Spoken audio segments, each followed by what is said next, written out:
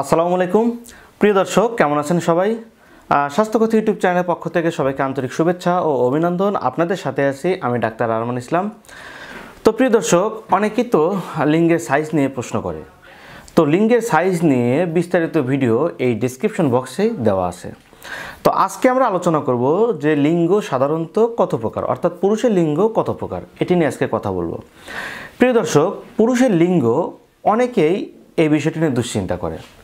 অনেকে হয়তো চিন্তা করে যে তার লিঙ্গটি ছোট এবং তার ফ্রেন্ডের বা যাকে দেখছে তার লিঙ্গটি বড়।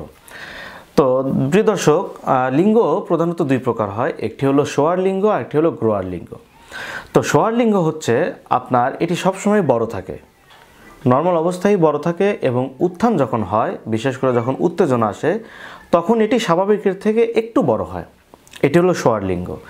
আর গ্রোয়ার লিঙ্গ হলো এটি নিস্তেজ অবস্থায় একদম ছোট থাকে, কিন্তু যখন পুরুষের উত্তেজনা আসে, তো উত্তেজনা অবস্থায় যখন লিঙ্গ গ্রোয়ার লিঙ্গ থাকে তার থেকে বেশ বড় হয়।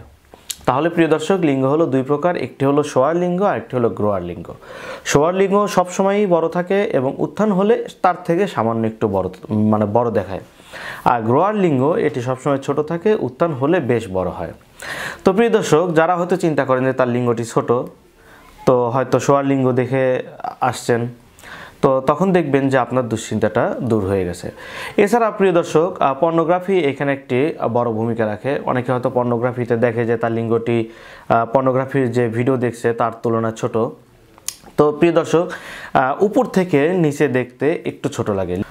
তো প্রিয় দর্শক, যে কোনো জিনিস উপর থেকে দেখলে নিচের জিনিস অনেক ছোট লাগে। তো লিঙ্গ যেহেতু নিচে থাকে, সে উপর থেকে দেখে, এজন্য তার লিঙ্গটা অনেক সময় ছোট থাকে।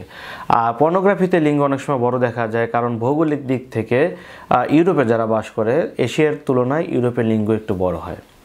তো প্রিয় দর্শক, এই ছিল আজকের ভিডিও। তো ভিডিওটি ভালো লাগলে অবশ্যই চ্যানেলটি সাবস্ক্রাইব করবেন এবং সাবস্ক্রাইবের পাশাপাশি বেল বাটনটি প্রেস করে দিবেন। ইনশাআল্লাহ তাআলা দেখা হবে আগামী ভিডিওটিতে। সবার সুস্থতা কামনা আজকের ভিডিও এখানেই শেষ করছি। আল্লাহ হাফেজ।